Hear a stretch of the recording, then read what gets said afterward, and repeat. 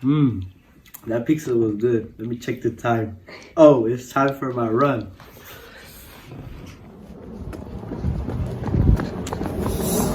Oh, my stomach hurts. Let's take a look at what's happening inside Arnold's body as he's running on a full stomach.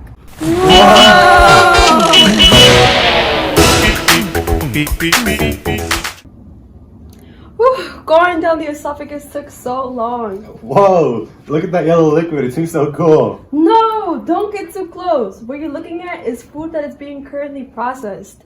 After the food travels down the esophagus, it lands here in the stomach. If you look around, you can see an inner lining throughout the stomach called the mucosa. There are thousands of cells throughout the stomach that help secrete gastric juice. Gastric juice is an acidic fluid containing enzymes that help digest proteins and molecules. With the help of mechanical digestion, the muscles in the stomach help churn the partially digested food with the gastric juice.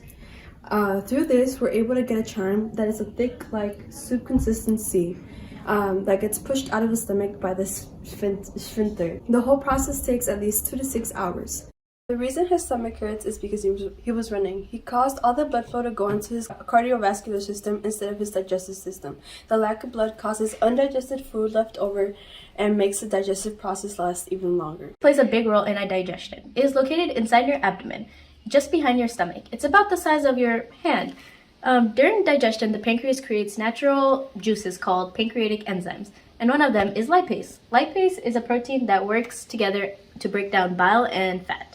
This is released from the pancreas through a duct into the small intestine to help neutralize stomach acid and continue the chemical digestion of food. If you don't have enough lipase in the body, then you'll start to have trouble absorbing fat. Therefore, you will lack vitamins, and leading to diarrhea and fatty bowel movement. Oh no! It looks like we're moving down to the small intestines. Ah! Here we go!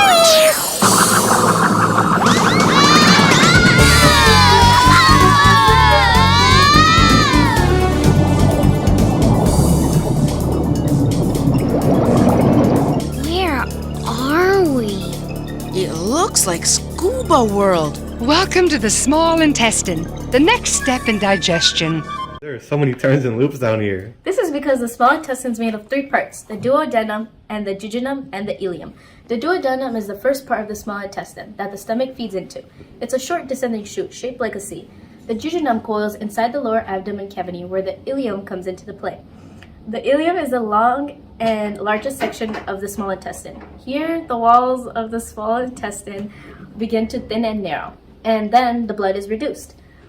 Food spends most of the time in the ileum, where the most water and nutrients are absorbed and spewed into the bloodstream and nutrients. The muscle of the small intestine mixes food in with digestive juices from the pancreas, liver, and small intestines. And then that pushes the mixture down to the further of digestion. As it continues, the waste product of the digestive system moves into the large intestines, where we are heading down now. After the small intestine, next up is the large intestine. I know what you may be thinking. Why do we go to the large intestine second and not first? This is because they will start the process of creating stool. Stool is the accumulation of all the indigestible items that show up when we eat. For example, fibers, bile, and poorly chewed food will be indigestible items that will end up getting turned into stool. The large intestine is split up into different parts.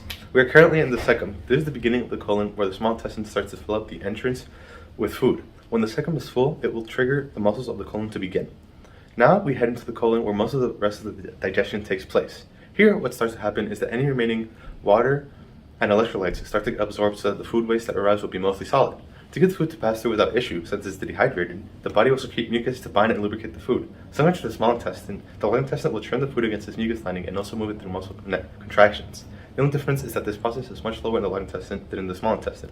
Any other nutrients that are left will also hopefully be turned into B and K vitamins that will help your blood cells and make sure you stay healthy. The food that I ate earlier is now floating around in my large intestine, causing my stomach to get upset and making me want to use the restroom really bad. From there, all of you guys know I have to go take care of business now. Until next time, bye. Oh my God.